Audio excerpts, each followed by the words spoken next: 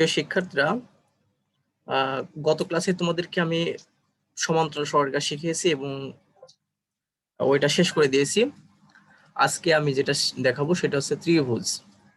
নবম অধ্যায়, অষ্টম অধ্যায় শেষ হয়ে গেছে যেহেতু, সেক্ষেত্রে আজকে যেটা শেখাবো সেটা নবম অধ্যায়ের ত্রিভুজ। তো দেখো, তোমরা অলরেডি 7-এ মোটামুটি সিক্সে মোটামুটি শিখে আসছো যে ত্রিভুজ কি বা ত্রিভুজ কয় ধরনের হয়, এগুলোতে মোটামুটি শিখে আসছো। তারপরে এখানে আবার শেখানো হবে।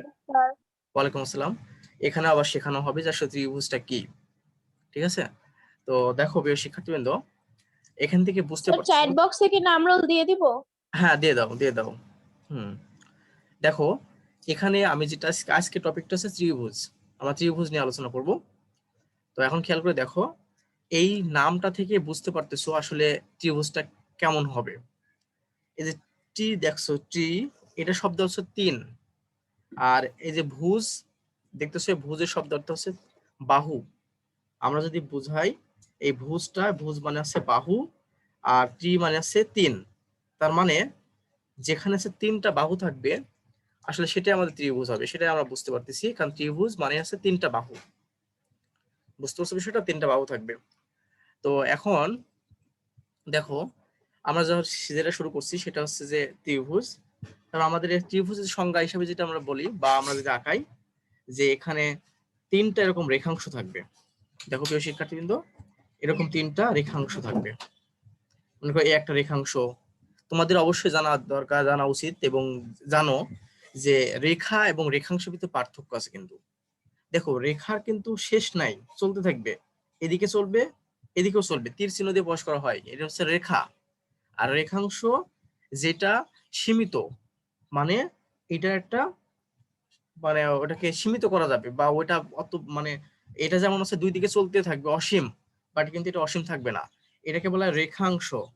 যার এটা তোমাদেরকে আমি যখন সমান্তরাল সরলরেখা দেখাইছিলাম, তখন কিন্তু বলছিলাম যে এটা হচ্ছে রেখাংশ আর এটা হচ্ছে রেখা। রেখাটার বৈশিষ্ট্য কি? সেটা দুই পাশে চলতে থাকবে, মানে অসীম। এই তীর চিহ্ন দিয়ে দিছি, তার মানে কি এদিকেও চলতেছে এদিকেও চলতেছে, শেষ নেই।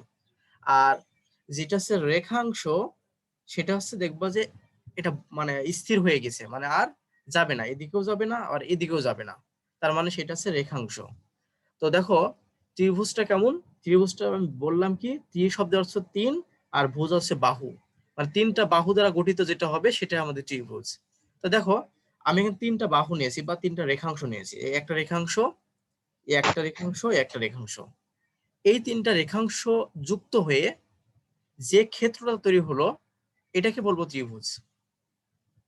তোমাকে আমি আবার বলি, তিনটা রেখাংশ নিয়ে, তিনটা রেখাংশ, একটা রেখাংশ, একটা রেখাংশ, একটা রেখাংশ, এই তিনটা রেখাংশ নিয়ে যে ক্ষেত্র উৎপন্ন হলো সেটাই আমাদের ত্রিভুজ।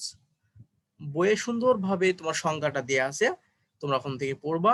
আমি জাস্ট তোমাদেরকে বিষয়টা বোঝাই দিচ্ছি যে কি ক্ষেত্র উৎপন্ন হলো। দেখো, তিনটা রেখাংশ দ্বারা, এই একটা রেখাংশ, এই একটা রেখাংশ এবং একটা রেখাংশ, এই তিনটা রেখাংশ দ্বারা যে ক্ষেত্রটা উৎপন্ন হয়েছে, অর্থাৎ এই ক্ষেত্রটা উৎপন্ন হয়েছে, এটাকে আমরা বলবো কি ত্রিভুজ। কথা কি বুঝতে পারছো সবাই? জি স্যার। হ্যাঁ। এখন কথা হলো, আমরা কি বললাম, এই যে এইগুলোকে তিনটা রেখাংশ দ্বারা গঠিত ক্ষেত্র, সেটা ত্রিভুজ। এই যে রেখাংশগুলো দেখতেছো, এই রেখাংশগুলোকে আমরা বলবো কি বাহু। বুঝতে পারতেছো? আমি যে ত্রিভুজটা নিলাম, এটা তো ত্রিভুজের চিত্র, এটা যে একটা ত্রিভুজ বললাম।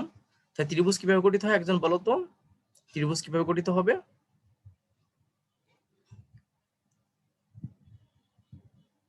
একজন বলো।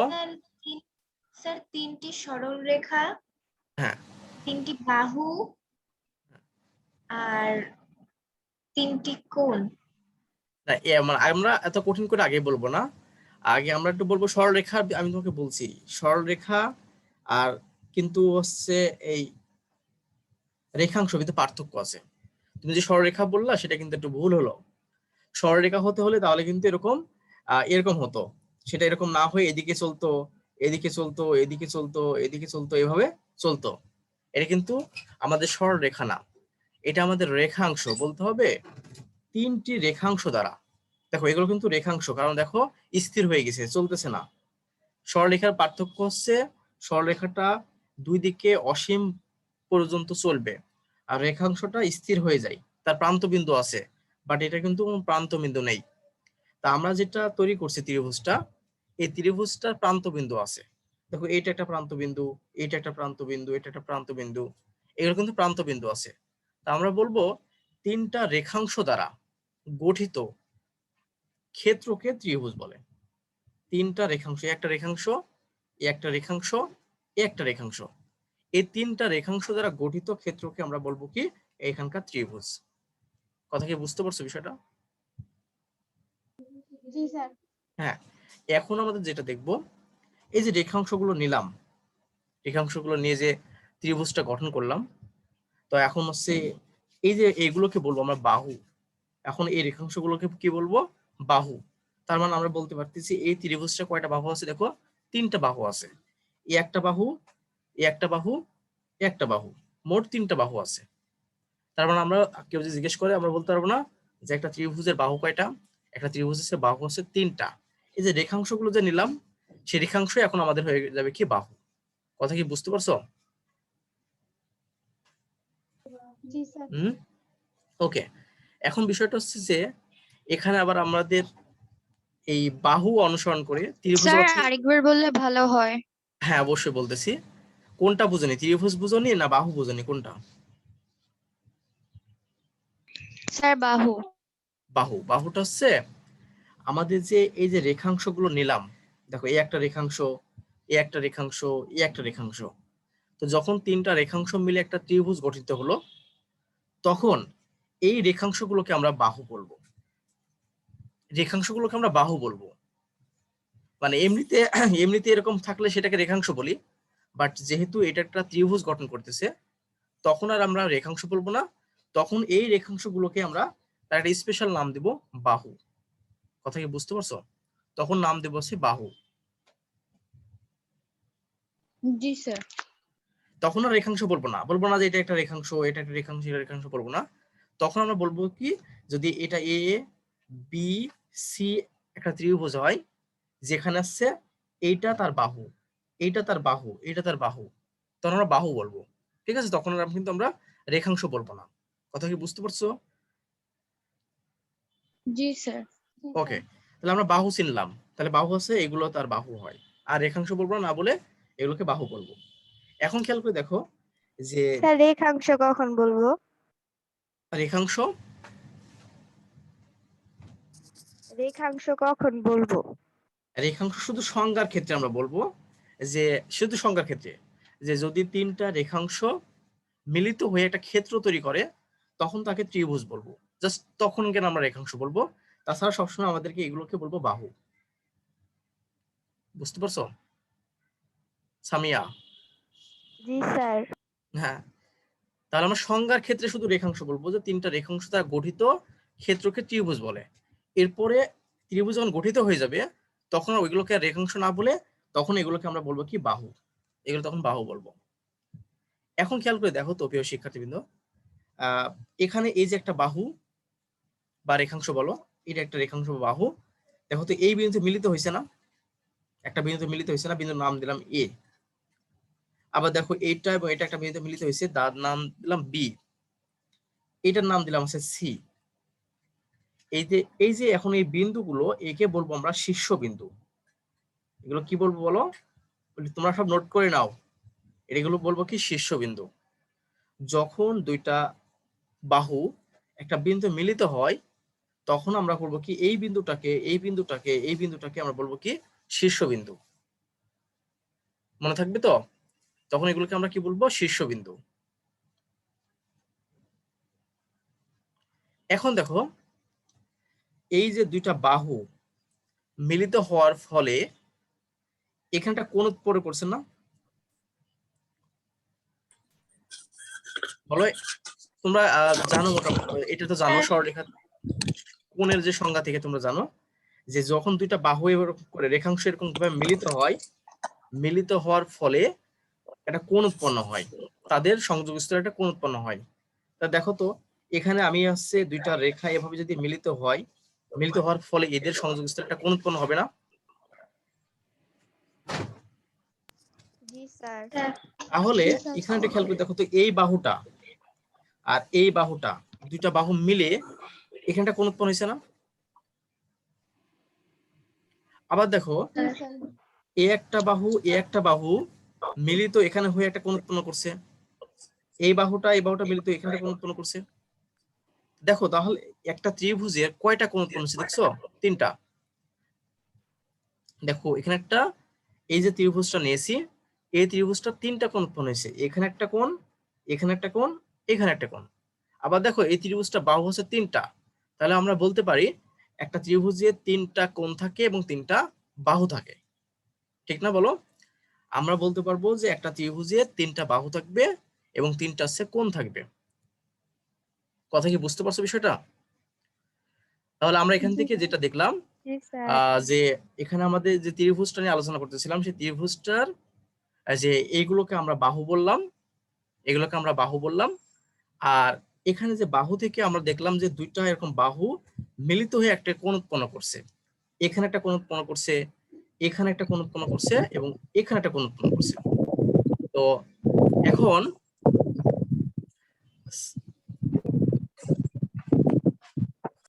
তো দেখো, তাহলে আমরা যে এই যে কোণগুলো উৎপন্ন হলো, এখানে একটা কোণ, একটা কোণ, এখানে কোণ উৎপন্ন হলো, এই যে 3টা কোণ, তাহলে আমরা এখান থেকে বলতে পারতেছি যে একটা ত্রিভুজে 3টা বাহু থাকে এবং 3টা কোণ থাকে।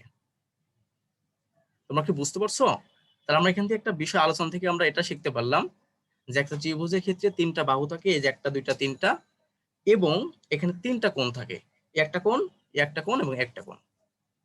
তোমরা কি বুঝতে স্যার পারছো? শীর্ষবিন্দু তো 3টা থাকে না? হ্যাঁ, শীর্ষবিন্দু 3টা থাকবে। এই যে বললাম যে এই যে বাহুটা এখানে মিলিত হলো, এখানে মিলিত হলো, এখানে মিলিত হলো, তাহলে এই যে 3টা শীর্ষবিন্দু হলো, তাহলে আমরা এখানে একটা শীর্ষবিন্দু বলতে পারি, এই জায়গাটা একটা শীর্ষবিন্দু। তারপর আমরা এখানে একটা শীর্ষবিন্দু পাইলাম, এখানে একটা শীর্ষবিন্দু পাবো। আবার দেখো কোণও 3টা পাবো, এই একটা কোণ, দুইটা কোণ, 3টা কোণ। আমরা কিন্তু 3টা কোণও পাইলাম। তাহলে আমরা এখানে দেখতেছি যে একটা ত্রিভুজের শীর্ষবিন্দু পাবো 3টা, 3টা পাবো কোণ এবং 3টা বাহু পাবো। বুঝতে পারছো বিষয়টা? তাহলে ত্রিভুজটার যে বৈশিষ্ট্যগুলো আমরা কিন্তু এখান থেকে দেখতে পারলাম। তো ত্রিভুজ, প্রথমে সংজ্ঞাটা দেখালাম যে একটা ত্রিভুজ হতে হলে ত্রিভুজের সংজ্ঞাটা কি, তারপর আমরা দেখলাম যে একটা ত্রিভুজের বাহু কয়টা, তারপর দেখলাম যে আমরা এখানে যে একটা ত্রিভুজের শীর্ষবিন্দু কয়টা হবে, কোণ কয়টা হবে, সবগুলো কিন্তু আমরা এখানে দেখালাম। বুঝতে পারছো তোমরা সবাই? তোমাদের কাছে কোনো প্রশ্ন থাকলে আমাকে করতে পারো। জি স্যার। হ্যাঁ, তাহলে এখন ওকে, এখন আমরা একটা বিষয় শিখবো যে তোমার ত্রিভুজটাকে কয়েকটা ভাগে ভাগ করা যায়, সেটা আমরা শিখবো। ত্রিভুজটাকে কয়টা ভাগে ভাগ করা যায়, যেমন দেখো কোণ ভেদে ভাগ করা যায়। কোণ ভেদে ত্রিভুজ 3 প্রকার। দেখো আমরা একটু লিখতেছি, কোণ ভেদে ত্রিভুজ 3 প্রকার, আমরা এটা লিখবো। তাই কোণ ভেদে ত্রিভুজ কয় প্রকার? কোণ ভেদে ত্রিভুজ হচ্ছে 3 প্রকার। এখন খেয়াল করে দেখো যে এই 3 প্রকারটাকে একটা আমি লিখতে পারি যে সূক্ষ্মকোণী ত্রিভুজ। দেখো আমরা সূক্ষ্মকোণী ত্রিভুজ, তারপর লিখলাম আছে 2 সমকোণী ত্রিভুজ। তোমরা নোট করে নাও সবগুলো, হ্যাঁ? সমকোণী ত্রিভুজ, আরেকটা হচ্ছে স্থূলকোণী ত্রিভুজ। স্থূলকোণী ত্রিভুজ। দেখো প্রিয় শিক্ষার্থীবৃন্দ, আমরা এখান থেকে যে বিষয়টা দেখলাম যে কোণ ভেদে ত্রিভুজ হচ্ছে 3 প্রকার। একটা আছে সূক্ষ্মকোণী ত্রিভুজ, একটা সমকোণী ত্রিভুজ, আর একটা আছে স্থূলকোণী ত্রিভুজ।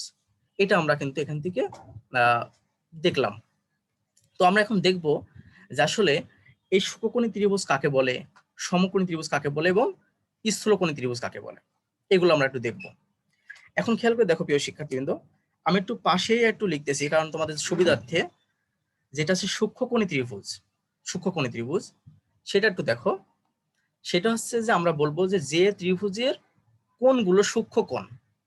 তোমরা অলরেডি ক্লাস 6 কিন্তু একটু দেখে আসছো যে আমরা কি বলবো, যে ত্রিভুজের কোণগুলো সূক্ষ্ম কোণ তাকে বলবো সূক্ষ্মকোণী ত্রিভুজ।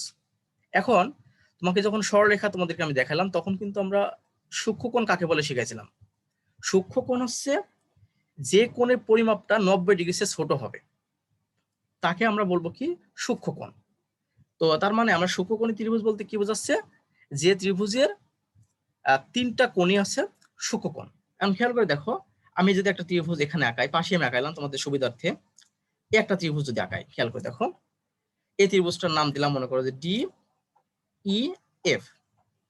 আমি তোমাকে বললাম কি যে সূক্ষ্মকোণী ত্রিভুজ মানে যে ত্রিভুজের কোণগুলো সূক্ষ্মকোণ। দেখো আমি কিন্তু সংজ্ঞাটা লিখতেছি না, মুখে বলতেছি, তোমরা একটু নোট করবা, প্লাস বইয়ে আছে একটু লিখে নিবা। বলতেছি যে ত্রিভুজের কোণগুলো সূক্ষ্মকোণ। এখন দেখো তো ডি এফ, এই যে ত্রিভুজটা আমি নিয়েছি, এই ত্রিভুজের তিনটা কোণ উৎপন্ন হয়েছে, এখানে একটা কোণ, এখানে একটা কোণ, এখানে একটা কোণ। এখন দেখো এই তিনটা যে কোণ উৎপন্ন হয়েছে, তিনটা কোণই কিন্তু সূক্ষ্মকোণ, অর্থাৎ এই কোণগুলো 90 ডিগ্রির চেয়ে ছোট। তোমরা যদি এটা চাঁদা দিয়ে মেপে দেখো, দেখবা যে এই প্রত্যেকটা কোণ হচ্ছে 90 ডিগ্রির চেয়ে ছোট। তো যেহেতু 90 ডিগ্রির চেয়ে প্রত্যেকটা কোণ ছোট, তা আমি এইমাত্র বললাম তোমাদেরকে যে যে ত্রিভুজের কোণগুলো সূক্ষ্মকোণ তাকে সূক্ষ্মকোণী ত্রিভুজ বলে। তার মানে আমরা অবশ্যই বলতে পারি যে এই যে ত্রিভুজটা আমি আঁকছি, এটা হচ্ছে অবশ্যই সূক্ষ্মকোণী ত্রিভুজ। কারণ এখানে সংজ্ঞায় যেটা বললাম, যে ত্রিভুজের প্রত্যেকটা কোণ সূক্ষ্মকোণ তাকে সূক্ষ্মকোণী ত্রিভুজ বলবো। তো এখন দেখো আমি যে ত্রিভুজটা আঁকছি, এই কোণটা সূক্ষ্মকোণ, এই কোণটা সূক্ষ্মকোণ, এই কোণটা সূক্ষ্মকোণ। কেন সূক্ষ্মকোণ বলতেছি, কারণ হচ্ছে প্রত্যেকটা কোণ 90 ডিগ্রির চেয়ে ছোট। এই প্রত্যেকটা কোণ হচ্ছে 90 ডিগ্রির চেয়ে ছোট, তার জন্য আমরা এগুলোকে সূক্ষ্মকোণ বলতেছি। আর যেহেতু প্রত্যেকটা কোণই সূক্ষ্মকোণ, সেক্ষেত্রে এই ত্রিভুজটাকে বলবো আমরা সূক্ষ্মকোণী ত্রিভুজ। তোমাদের কি কোনো প্রশ্ন আছে, বুঝতে পারছো? জি স্যার। হ্যাঁ হ্যাঁ, কিছু বলবা?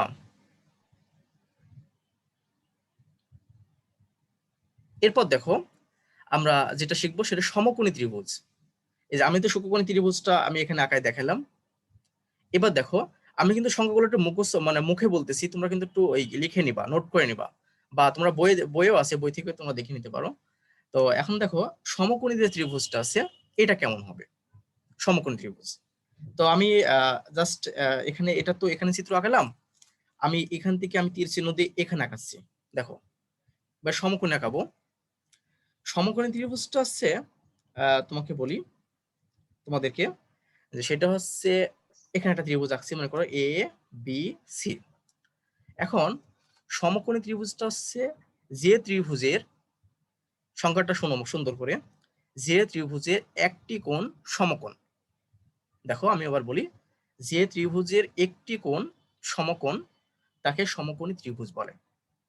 একটু খেয়াল করে দেখো, এই যে সমকোণী ত্রিভুজ আমি বলতেছি, সংজ্ঞাটা কিন্তু আমি এটা বললাম যে যে ত্রিভুজের একটি কোণ সমকোণ। তো সমকোণ বলতে তোমাকে কিন্তু অলরেডি ক্লাস সমান্তরাল অধ্যায়ে শিখে আসছি, মানে অষ্টম অধ্যায়ে শিখে আসছি সমকোণ কাকে বলে। সমকোণটা হচ্ছে যে যে কোণ উৎপন্ন করে আমাদের, আমি তো বললাম যে দুইটা সরলরেখা বা দুইটা রেখাংশ মিলিত হয়ে একটা কোণ উৎপন্ন করে। এখন এই কোণের মান যদি 90 ডিগ্রি হয়, তখন সেটাকে বলি আমরা সমকোণ। তো দেখো এখানে যে কোণ উৎপন্ন করছে সে কিন্তু 90 ডিগ্রি না। তো 90 ডিগ্রি কিভাবে উৎপন্ন হয় আমরা জানি, যদি একটা সরলরেখার উপরে আর একটা সরলরেখা এভাবে লম্ব হয়, তখন এখানে যে কোণ উৎপন্ন করে সেই কোণটার নাম হচ্ছে কি 90 ডিগ্রি, এবং এটাকে বলে আমরা এক সমকোণ। এটাকে আমরা এক সমকোণ বলি। দেখো দুইটা রেখা এভাবে মিলিত হয়েছে হয়ে, বা রশ্মি মিলিত হয়েছে, এটা রশ্মি বলা যেতে পারে। তো এখানে মিলিত হয়েছে হওয়ার ফলে তোমার পরস্পর লম্ব হয়েছে। লম্ব হওয়ার কারণে এখানে যে কোণ উৎপন্ন করলো এই কোণটার নাম হচ্ছে কি 90 ডিগ্রি। তো দেখো তো প্রিয় শিক্ষার্থী বিন্দু, এখানে যে ত্রিভুজটা আমি অঙ্কন করছি, তো এখানে দেখো তো 90 ডিগ্রি কোণ উৎপন্ন করছে না? কারণটা হচ্ছে এই রেখাংশের ওপরে এই রেখাংশ কিন্তু লম্ব। লম্ব হওয়ার কারণে আমি বলে আসলাম, দুইটা রেখাংশ যদি পরস্পর লম্ব হয় তাহলে তাদের মাঝে 90 ডিগ্রি কোণ উৎপন্ন করে, এবং এটাকে বলা হয় এক সমকোণ। তো দেখো তো এই রেখাটা আর এই যে রেখাটা পরস্পর উপর লম্ব, আর লম্ব হওয়ার ফলে এখানে দেখো কোণ উৎপন্ন করছে কত, 90 ডিগ্রি। বুঝতে পারছো বিষয়টা? তাই এখানে 90 ডিগ্রি কোণ উৎপন্ন করলে তাহলে অবশ্যই এখানে এক সমকোণ কোণ উৎপন্ন করছে। তা আমি সংজ্ঞায় যেটা বললাম যে সমকোণী ত্রিভুজ হতে হলে তাহলে কি হবে, সেই ত্রিভুজটার একটি কোণ 90 ডিগ্রি হওয়া লাগবে। তো একটি কোণ হচ্ছে 90 ডিগ্রি হওয়া লাগবে। তো দেখো তো একটি কোণ 90 ডিগ্রি না? দেখো এখানে তিনটা কোণ আছে, এখানে একটা কোণ, এখানে একটা কোণ আর এই একটা কোণ, মোট 3টা কোণ। তার ভিতরে দেখো এই কোণটা কিন্তু 90 ডিগ্রি। তার মানে এই ত্রিভুজটা যে আমি আঁকছি এটাকে আমরা বলবো কি সমকোণী ত্রিভুজ। তোমরা কি বুঝতে পারছো বিষয়টা? জি স্যার। জি স্যার। হ্যাঁ, সবাই কি বুঝতে পারছো? প্রশ্ন থাকলে আমাকে বলতে পারো। হ্যাঁ, সবাই কি বুঝতে পারছো? কথা বলো। জি স্যার। জি Okay. স্যার। তাহলে আমরা কি সমকোণী ত্রিভুজটা শিখলাম। ওকে ওকে ওকে ওকে, আর বলা লাগবে না। তাহলে আমরা সমকোণী ত্রিভুজটা আমরা কিন্তু শিখে নিলাম এখান থেকে। আমরা শিখলাম সূক্ষ্মকোণী ত্রিভুজ, সমকোণী ত্রিভুজ, আর একটা যেটা থাকলো সেটা হচ্ছে কি স্থূলকোণী ত্রিভুজ। তো দেখো আগে স্থূল কোণটা সে কি সেটা কিন্তু শিখতে হবে। এটা অলরেডি যদিও শেখানো আছে, তারপরেও তোমাকে আমি এটা বলতেছি। স্থূল কোণটা কাকে বলে? তো তোমাদের ভিতর থেকে কেউ একজন বলতে পারবে যে স্থূল কোণ কাকে বলে? তোমাদের কি জানা আছে? 90 ডিগ্রি হ্যাঁ, মানে একজন, তোমরা শোনো শোনো শোনো, একজন বলো, একজন বলো। আমি কি বুঝতে পারতেছি না, একজন না বলে আমি কিভাবে বুঝবো? একজন বলবা। আমি না পাঠান বলো। 90 ডিগ্রির বড় এবং 180 ডিগ্রির ছোট কোণকে স্থূলকোণ বলে। ওকে ওকে, অনেক সুন্দর কথা বলছো। দেখো প্রিয় শিক্ষার্থীরা, ওর কথা তো সবাই শুনছো, তারপর আমি আবার বলতেছি। এখানে বলতেছে যে স্থূলকোণ বলতে কি বোঝায়, আমি তোমাদেরকে প্রশ্ন করছিলাম। স্থূলকোণটা হচ্ছে যে কোণের পরিমাপটা 90 ডিগ্রি চেয়ে বড় হবে। দেখো 90 ডিগ্রি চেয়ে বড় হবে আর 180 ডিগ্রি চেয়ে ছোট হবে, সেই কোণটাকে আমরা বলবো, মানে এদের মাঝে হবে 90 ডিগ্রি চেয়ে বড়, 180 ডিগ্রি চেয়ে ছোট, সেটাকে আমরা কি বলবো? স্থূলকোণ বলবো। এখন দেখো আমাদের প্রশ্নে বলতেছে যে স্থূলকোণী ত্রিভুজ, মানে আমাদের এখানে যেটা আছে স্থূলকোণী ত্রিভুজ কাকে বলে সেটা আমরা দেখব। তার মানে আমরা যেমন এখান থেকে বললাম সূক্ষ্মকোণী ত্রিভুজ মানে যে ত্রিভুজের কোণগুলো সূক্ষ্মকোণ তাকে সূক্ষ্মকোণী ত্রিভুজ বলে। সমকোণী ক্ষেত্রে দেখলাম, দেখো যে ত্রিভুজের একটি কোণ সমকোণ, তাকে সমকোণী ত্রিভুজ বলবো। এবার আসো স্থূলকোণের ক্ষেত্রে, তাহলে একইভাবে সংজ্ঞাটা আমি যদি বলি তাহলে বলতে পারবো যে ত্রিভুজের একটি কোণ স্থূলকোণ তাকে বলবো স্থূলকোণী ত্রিভুজ। কথা কি ক্লিয়ার? ওই মতো করেই আমরা কিন্তু সংজ্ঞাটা এত মুখস্থ করবো না, আমরা কিন্তু বুঝে বুঝে করবো। যে দেখো, স্যার আরেকবার। হ্যাঁ আরেকবার বলবো। আমি এতক্ষণ তো 1 এবং 2 তোমরা শিখছো, সূক্ষ্মকোণী ত্রিভুজ কাকে বলে, সমকোণী ত্রিভুজ কাকে বলে, এগুলো কি বুঝেছো তুমি? বলো তো, তুমি যেন কেস প্রশ্ন করেছিলাম। হ্যাঁ, জি স্যার। ওকে।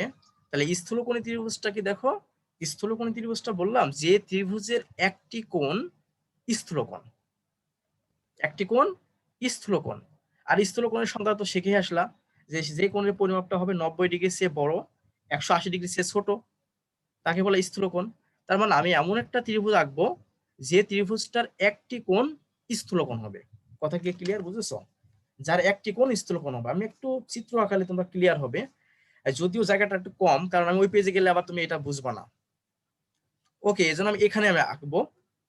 দেখো, অথবা আমি যদি অন্য একটা পেজে দেখাই, না এখানে আমি দেখাই দিলাম। দেখো এখন আমি যে 3 নম্বর যে বিষয়টা আছে স্থূলকোণী ত্রিভুজ। তাহলে স্থূলকোণী ত্রিভুজটা কি বললাম? যে ত্রিভুজের একটি কোণ স্থূলকোণ হবে। এখন দেখো তো প্রিয় শিক্ষার্থীবৃন্দ, এটা তোমরা বুঝো নাকি? আমি এখানে একটা চিত্র আঁকছি, দেখো বুঝো নাকি? এই যে আমি এখানে একটা ত্রিভুজ আঁকছি, ত্রিভুজটার নাম দিলাম মনে করো যে আবার কি EFG দিলাম, কোনো সমস্যা নাই, যেটা ইচ্ছা তুমি দিতে পারবা। EFG একটা ত্রিভুজ দিয়েছি।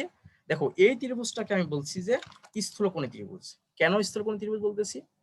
কারণটা হচ্ছে দেখো সংজ্ঞায় আমি কি বললাম, যে ত্রিভুজের একটি কোণ স্থূলকোণ তাকে স্থূলকোণী ত্রিভুজ বলে। তো দেখো তো প্রিয় শিক্ষার্থীবৃন্দ, এখানে যে কোণটা উৎপন্ন করছে এই কোণটা স্থূলকোণ না? এটা স্থূলকোণ না বলো? জি স্যার। হ্যাঁ জি স্থূলকোণ। স্যার। কেন স্থূলকোণ?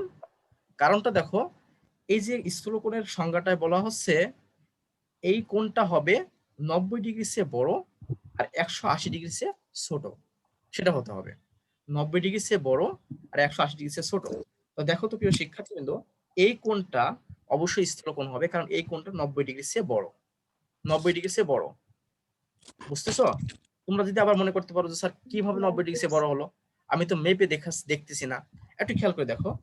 আমি যদি এই রেখার উপর এই রেখাটা এরকম করে লম্ব টানি, তাহলে কি কোণ উৎপন্ন হবে বলো তো? এখানে সমকোণ হবে না?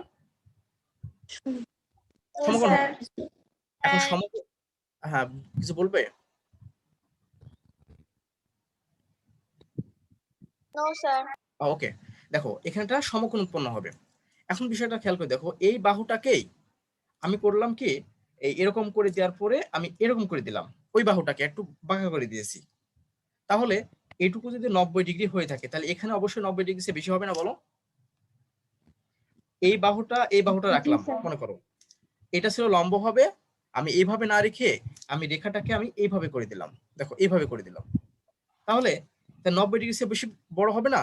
কারণ দেখো আগে ছিল এরকম করে, দেখো এরকম ছিল আগে, আমি এটাকে একটু বাঁকা করে এরকম করে দিলাম। তাহলে এই যে কোণ উৎপন্ন করলো, এটা কিন্তু অবশ্যই 90 ডিগ্রির চেয়ে বড় কোণ উৎপন্ন করলো।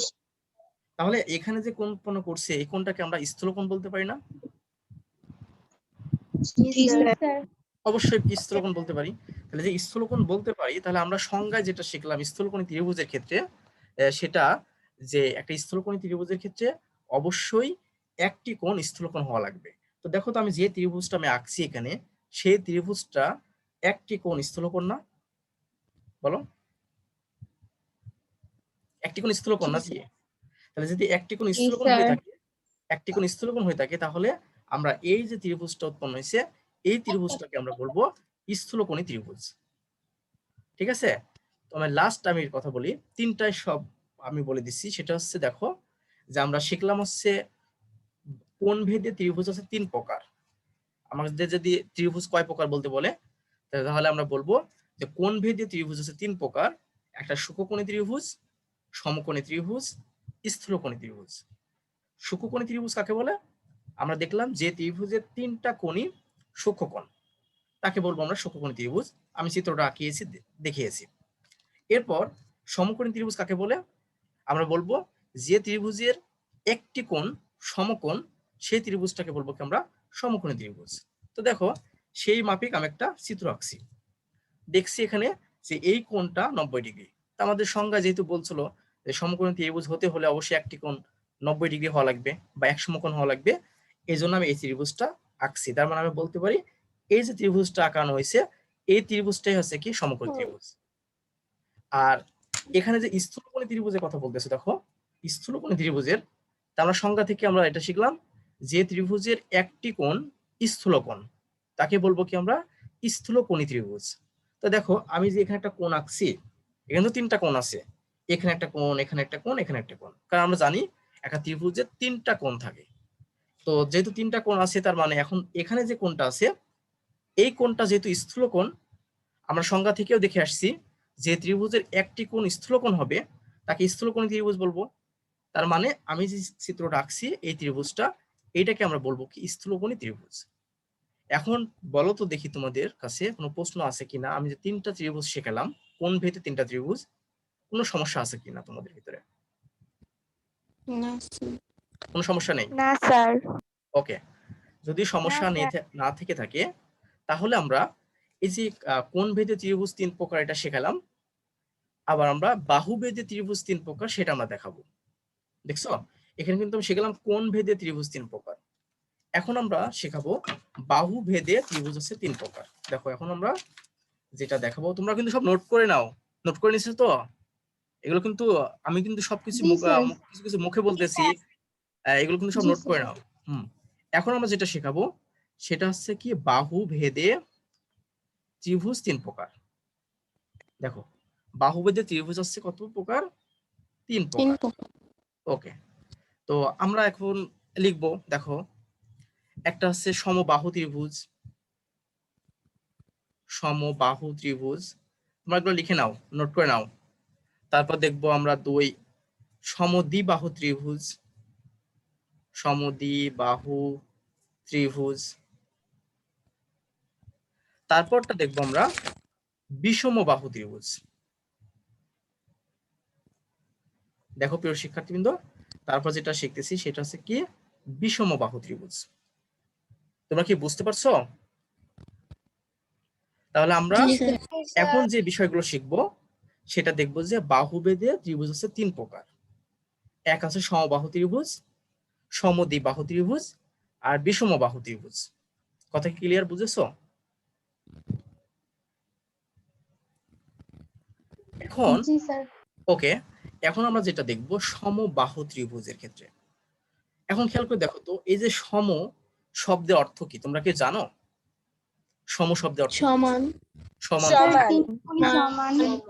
ওকে ওকে ওকে, হ্যাঁ আমরা আমরা এটা তোমরা নিজেরাই বলতেছিলা যে সম শব্দের অর্থ হচ্ছে কি সমান।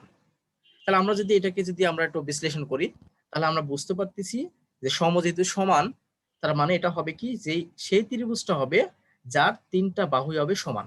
কথা ঠিক আছে? সমবাহু ত্রিভুজ বলতে কি বোঝাচ্ছি, তুমি যদি তোমরা যেহেতু বললা, তোমরা জানো অবশ্য অনেকেই যে সম শব্দের অর্থ সমান। সম শব্দের অর্থ সমান। তাহলে সমবাহু ত্রিভুজ মানে সমান বাহু ত্রিভুজ। সমান বাহু ত্রিভুজ। তাহলে আমরা জানি কি একটা ত্রিভুজের তিনটা বাহু থাকে, তার মানে যে ত্রিভুজের তিনটা বাহুই সমান তাকে আমরা কি বলবো? সমবাহু ত্রিভুজ বলবো। কথা কি বুঝতে পারছো? যে ত্রিভুজের তিনটা বাহুই সমান তাকে আমরা কি বলবো? সমবাহু ত্রিভুজ বলবো। তো এখন বিষয়টা দেখো তো, তাহলে আমরা যদি দেখো আমি কিন্তু তীর চিহ্ন দিলাম এভাবে, অর্থাৎ আমি এখন সমবাহু ত্রিভুজের আমি চিত্র আঁকবো। যদি আমি হাতে আঁকাবো যেহেতু, সেক্ষেত্রে তোমরা হয়তোবা ধরে নিবা যে আসলে এটা আসলে সমবাহু ত্রিভুজই। আমি তোমাদেরকে বলে দিব, দেখো আমি একটা ত্রিভুজ আঁকতেছি, ত্রিভুজ আঁকতেছি। এখন আমি বলতেছি ত্রিভুজটার নাম দিলাম আবার এবিসি একটা নাম দিলাম, যে এবিসি একটা ত্রিভুজ। তো এখানে দেখো তিনটা বাহু আছে, এই যে এবি একটা বাহু, বিসি একটা বাহু, এসি একটা বাহু। আমি যেহেতু আমি হাত দিয়ে আঁকালাম, তো মানে ফ্রি হ্যান্ডে আঁকালাম, তোমাদেরকে একটা বলে দিচ্ছি আমি, যেখানে AB equal to BC equal to AC. এটা অর্থ কি? এবি বলতে কি বোঝাচ্ছে? এই বাহুটা বোঝাচ্ছে। বিসি বলতে এই বাহুটা বোঝাচ্ছে। এসি বলতে এই বাহুটা বোঝাচ্ছে। আমি জাস্ট এখানে একটা কথা বলে দিলাম, কারণ আমি ফ্রি হ্যান্ডে আঁকছি তো, এটা মেপে মেপে তাকাইনি। তো তোমরা আবার মনে করতে পারো যে স্যার এটা কি সমবাহু ত্রিভুজ হবে কিনা, এরকম একটা কনফিউশন থাকতে পারে। তো আমি সেজন্যই এখানে একটু বলে দিলাম যে এই তিনটা বাহু সমান। তো তিনটা বাহু যার যে ত্রিভুজের সমান হয়, সেই ত্রিভুজটাকে আমরা কি বলি বলো? সমবাহু ত্রিভুজ বলি না? জি স্যার। এই যে বললাম সমবাহু শব্দের অর্থ হচ্ছে সমান বাহু ত্রিভুজ। তার মানে যে ত্রিভুজের তিনটা বাহুই সমান হবে, সেই ত্রিভুজটাকে আমরা সমবাহু ত্রিভুজ বলবো।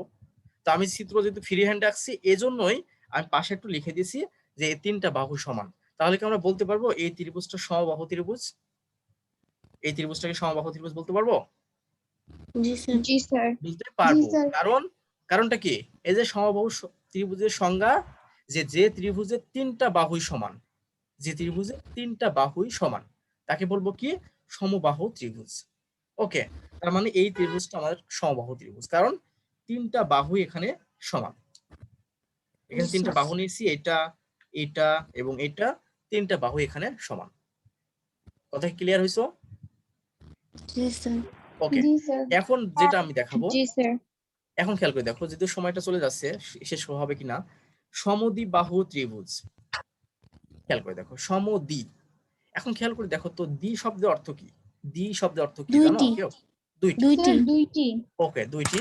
আর সম শব্দ হচ্ছে সমান, তোমরা তো বললাই। তার মানে আমরা এখান থেকে যদি এটাকে বিশ্লেষণ করি, আমরা এটাকে বিশ্লেষণ করে বলতে পারছি আমরা সম মানে সমান, দ্বি মানে হচ্ছে দুই। তার মানে হচ্ছে কি বলতে পারি? দুই বাহু সমান, দুইটি। মানে দুই বাহু সমান। আমি এইভাবে লিখলাম, দুই বাহু সমান। তার মানে সমদ্বিবাহু ত্রিভুজ বলতে বোঝাচ্ছে যে ত্রিভুজটার হচ্ছে দুইটা বাহু সমান থাকবে। কথা কি বুঝতে পারছো বিষয়টা? দুইটা বাহু সমান থাকবে, মোট তিনটা বাহু থাকে, তার ভিতরে দুইটা বাহু সমান থাকবে, সেই ত্রিভুজটাকে আমরা কি বলবো? সমদ্বিবাহু ত্রিভুজ। কথা কি ক্লিয়ার, বুঝেছো? জি স্যার। ওকে ওকে, তাহলে দেখো সমদ্বিবাহু ত্রিভুজের ক্ষেত্রে, তাহলে আমি যদি একটা চিত্র আঁকাই, দেখো তো আমি কিন্তু এইভাবে দেখালাম, হ্যাঁ এইভাবে দেখাচ্ছি। তোমরা কি বুঝতে পারছো আমি যে তীর চিহ্ন দিয়ে দিয়ে এভাবে দেখাচ্ছি? বুঝলো তো জি কথা? স্যার। হ্যাঁ, এখন যেটা শিখবো সমদ্বিবাহু। সমদ্বিবাহু ত্রিভুজের ক্ষেত্রে কি বললাম? যার হচ্ছে দুইটা বাহু সমান থাকবে, দুইটা বাহু সমান থাকবে। এখন দেখো তো, আমি যদি একটা ত্রিভুজ আমি আঁকা, আমি ফ্রি হ্যান্ড আঁকাচ্ছি তো, আমি জাস্ট ওইভাবে বলতেছি না, আঁকাচ্ছি না, জাস্ট বলে দিব। দেখো আমি এখানে ত্রিভুজ নিয়েছি ডি ই এফ, যেখানে আমি বলে দিলাম যে ডিই ইকুয়াল টু হচ্ছে ডিএফ। দেখো তো বোঝানো কি প্রিয় শিক্ষার্থীবৃন্দ? আমি এখানে বলে দিলাম যে ডি আর ডিএফটা সমান। কথা কি ক্লিয়ার বুঝেছো? ডি আর ডিএফটা সমান এখানে আমি তোমাদেরকে বলে দিলাম। তাহলে সমান যদি বলে দিই তাহলে এখানে যে ত্রিভুজটা উৎপন্ন হয়েছে তাহলে সেক্ষেত্রে আমার কি সমদ্বিবাহু ত্রিভুজ উৎপন্ন হয়েছে না? বলো, সমদ্বিবাহু ত্রিভুজ স্যার উৎপন্ন আমরা হয়েছে কি না? আবার জয়েন করব? জয়েন আর তোমাদের তো ক্লাস আছে, আমারও আমার ক্লাস আছে 8টা 10টায় আবার ক্লাস আছে, তো সেক্ষেত্রে জয়েন করার দরকার নাই। আমি একটু বলে দিছি, তোমরা একটু ই করে নিও, জাস্ট শিখে নিও। মানে আমি জাস্ট মুখে বলে দিব, যদিও সময় আর নেই, জাস্ট এটা শিখে নাও যে আমি কি বললাম, যে এই ত্রিভুজটার ক্ষেত্রে সমদ্বিবাহু ত্রিভুজ মানে যে ত্রিভুজের দুইটা বাহু সমান। দেখো আমি কিন্তু লিখে দিছি ডি আর ডিএফ কিন্তু সমান, অর্থাৎ এই বাহুটা আর এই বাহুটা কিন্তু সমান। এই দুটো বাহু যদি সমান হয়ে থাকে তাহলে আমরা এই ত্রিভুজটাকে আমরা সমদ্বিবাহু ত্রিভুজ বলবো না? বলো, এই ত্রিভুজটাকে আমরা কি বলবো? সমদ্বিবাহু ত্রিভুজ। কারণ সংজ্ঞায় আমরা দেখলাম যে ত্রিভুজের দুইটা বাহু সমান সেই ত্রিভুজটাকে আমরা বলবো সমদ্বিবাহু ত্রিভুজ। কথা বোঝা যায় না। লাস্ট পর্যায়ে কথা